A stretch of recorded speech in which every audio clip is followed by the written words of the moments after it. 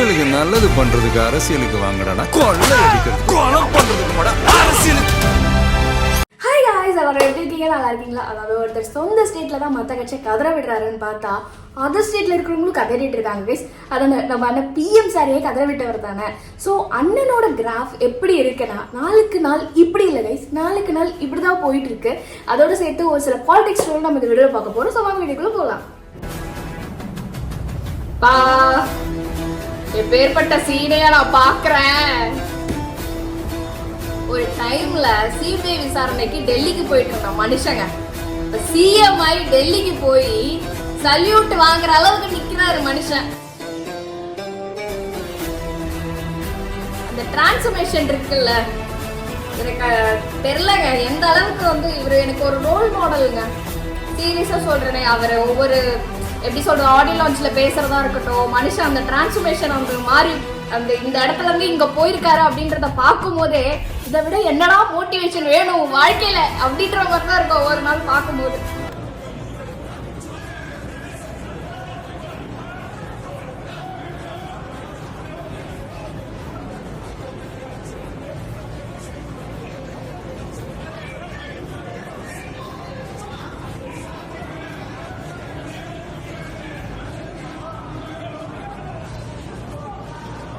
Actually இந்த scene எல்லாருக்கும் மோஸ்ட்டாக தெரிஞ்சிருக்கும். ஸோ வந்து இதில் வாய்ஸ் எதுவுமே இல்லாததுனால நான் சொல்கிறேன். ஈரோடில் கவுன்சிலர் ஆஃபீஸில் வந்து நம்ம அண்ணன் சிஎம் ஃபோட்டோ, விஜயண்ணா ஃபோட்டோ வந்து எங்கேயுமே இல்லை போல இருக்கு. ஏன் வந்து சிஎம் ஃபோட்டோ மாட்டல அப்படின்னு இந்த அக்கா கேட்டிருக்காங்க. கவுன்சிலர், ஷீஸ் ஆல்சோ கவுன்சிலர் தான். ஸோ வந்து இவங்க கேட்டிருக்காங்க. இன்னொரு கவுன்சிலர், அந்த திமுக கவுன்சிலர் வந்து இந்த மாதிரி எங்களுக்கு கால அவகாசம் வேணும், எங்களால் உடனேலாம் மாற்ற முடியாது.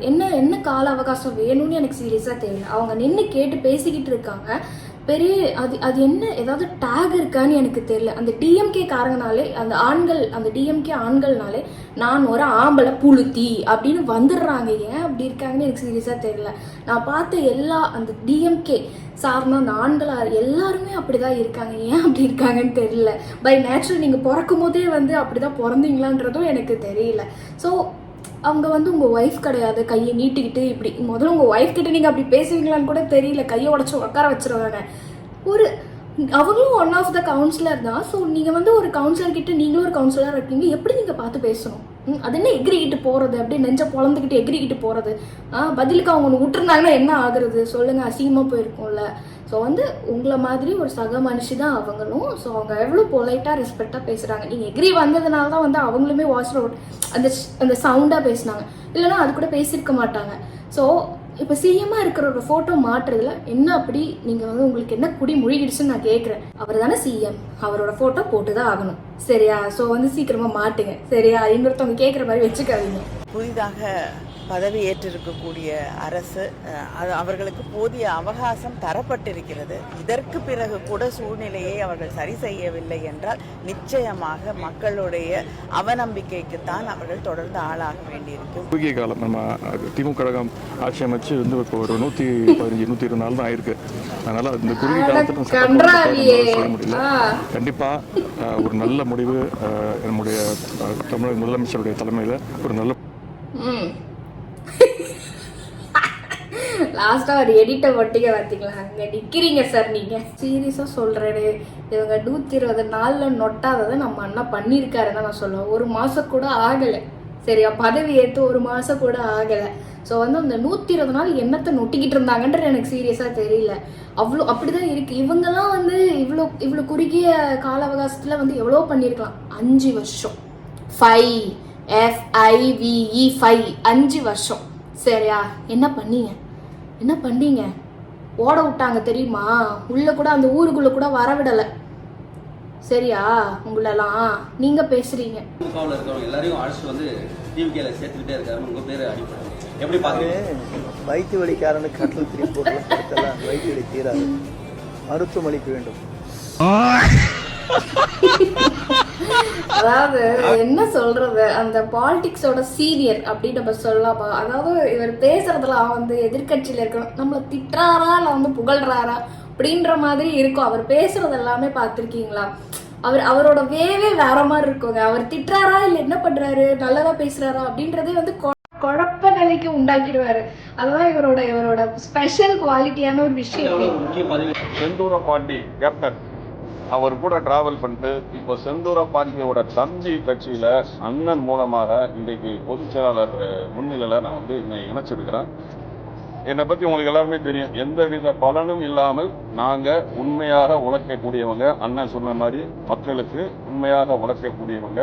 அந்த ஒரு காரணத்திற்காக நம்மளுடைய தலைவர் திரு ஜோசப் விஜய் சார் அவர்கள் மக்களுக்காக உழைக்க வந்திருக்கிறார். அந்த இயக்கத்துல நாங்க எங்களை எல்லாரையுமே இணைச்சிருக்கிறோம். நன்றி, வணக்கம்.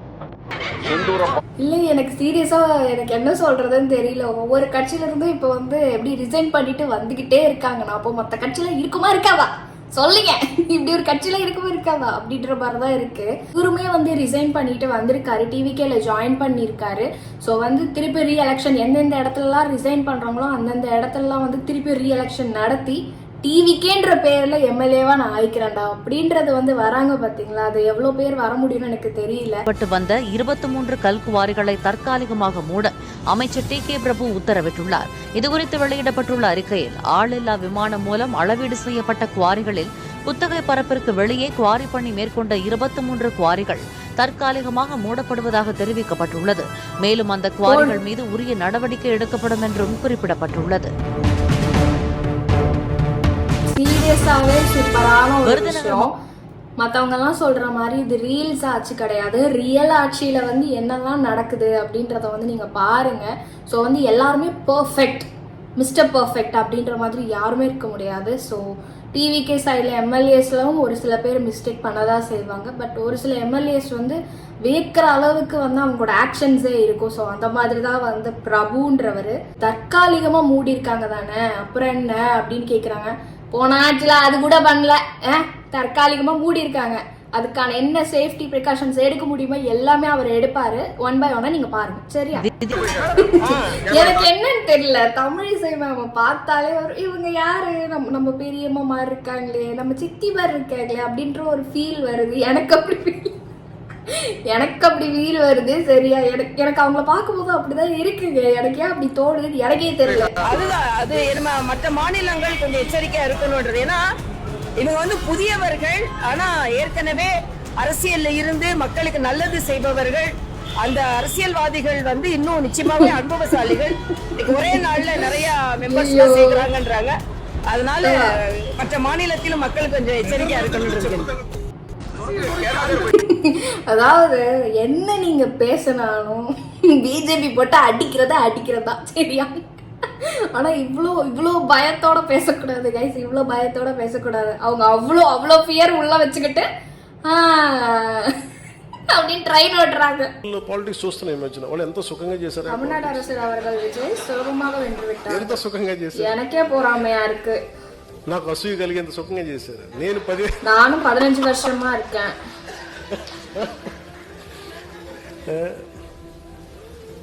కటౌట్లు పెట్టుకుంటే గెలిచేశారు. கட்அவுட் வைத்தே வென்று விட்டார்கள். கட்அவுட் வைத்தே வென்று விட்டார்களா? அதாவது லாஸ்ட் ஆட்சியில் வந்து, அதாவது இந்த ரிசல்ட் வர வரைக்கும் எங்கேயுமே விஜய் போஸ்டர் கூட பெருசாக இல்லை கைஸ். நம்ம தமிழ்நாட்டில் எல்லாரும் பார்த்துட்டு தானே இருக்கீங்க. அதர் ஸ்டேட்டில் இருக்கிற அவருக்கு தான் தெரியல. எல்லா இடத்துலையும் கட் அவுட் ஆகும். ஏதோ ஒரு தொகுதியில் ஒரு எம்எல்ஏ வந்து அதை பண்ணியிருந்தாங்கன்னு நினைக்கிறேன், ஓகேவா? அதாவது ஒரு தொகுதியில் தமிழ்நாட்டில் ஒரு எம்எல்ஏ பண்ண ஒரு விஷயம் அதர் ஸ்டேட்ல இருக்க டெபுட்டி சிஎம் பேசுற அளவுக்கு இருக்கு பாத்தீங்களா? அதுதாங்க நம்மளோட growth. நான் வந்து 15 வருஷம் அப்புறம் கூட இப்படி வெற்றியாகிறேன்.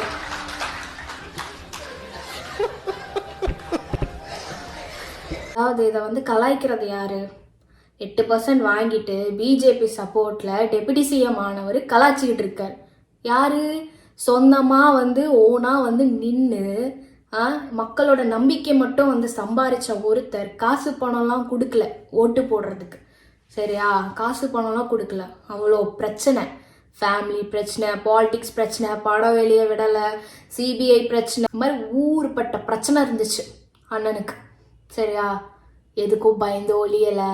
எல்லாத்துலேயுமே வந்து அவர் பிரச்சாரம், அவர் எல்லாத்துலேயுமே வந்தாருங்க, எல்லாத்துலேயுமே வந்தார். அந்த மாதிரி இவர் சிரிச்சுட்டு இப்படி பேசுகிறாரு. இவரு கூட வந்திருப்பாரான்னு எனக்கு தெரியல. சீரியஸாக சொல்கிறேனே, அந்த எப்படி சொல்கிறது, தமிழ்நாடு மக்கள் சாதாரண மக்கள் கிடையாது. நான் வந்து இதை வந்து எப்படி பாலிட்டிக்ஸாக மாற்றலை கைஸ், சீரியஸாக சொல்கிறேன். யாரும் நம்ம பக்கம் வரலன்னா நம்மவே பார்த்துட்டு போயிட்டு இருக்கலாம். நம்ம பக்கம் வந்துட்டாங்களா, பிடிச்சி உள்ள போட்டு அடி அப்படின்ற மாதிரி அடிக்க ஆரம்பிச்சிருவாங்க. அதாவது நான் ஒரு எடிட் போடுறேன், அதை நான் சொல்ல மாட்டேன். எதுக்கு நான் எடிட்டை போட்டு புரிய வைக்கிறேன், சரியா?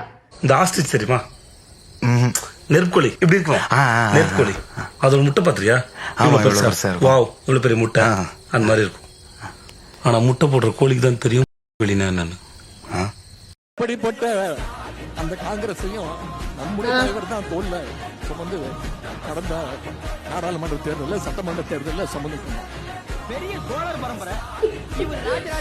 அதாவது யாரும் வீட்டுல கூட இப்படி அழமாட்டாங்க, இவர் அப்படி அழறாரு.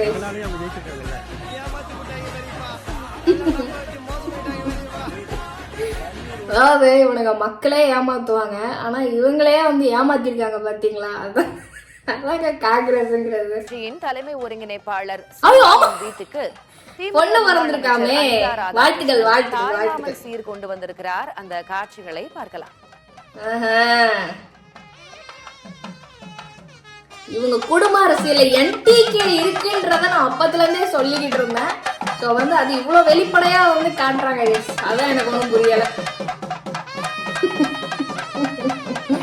ஆமா, ரொம்ப வந்து ட்ரோல் பண்றது சீமான் சாரை மட்டும்தான். அவங்க ஒய்ஃபையோ குழந்தையோ யாருமே கிடையாது, சரியா? அவங்க ஃபேமிலியோட சந்தோஷமா இருக்கிற ஒரு விஷயத்த பார்க்கும்போது நமக்குமே ஹாப்பியா தான் இருக்கு. நம்ம போட்டு அடிக்கிறது சீமானம் மட்டும்தான். அதுவும் அவங்க கட்சி ரிலேட்டடா தான் அடிக்கிறோம், பர்சனலா கூட அடிக்கிறது கிடையாது நம்ம, சரியா? இது பாருங்க கைஸ், இத பாருங்க. அதாவது எந்த நேரத்துல ஒரு மனுஷன் வந்து வாய் சொன்னாரு தெரியல. அவங்க சொன்னது புரிஞ்சா இல்லையான்னு கூட எனக்கு தெரியல. அதாவது இன்ஸ்டாகிராம்ல வந்து முழு கவனம் செலுத்தணும். உதயநிதி சாரும் சொன்னாரு, ஸ்டாலின் சாரும் சொன்னார், சரியா? அந்த 2 சாரும் சொன்னாரா? சொன்ன நாள்ல இருந்து டிஎம்கே ஐடிவிக்கு இவ்வளோ சூப்பரா வேலை சொல்லி நான் வந்து வியக்கிறேங்க. அதை பாருங்க.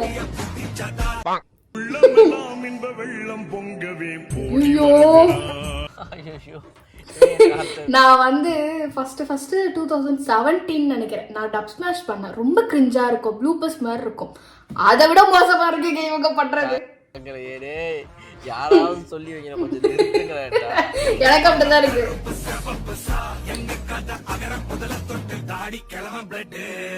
என்னடா இவ்வளவுதான் லிப்சிங்.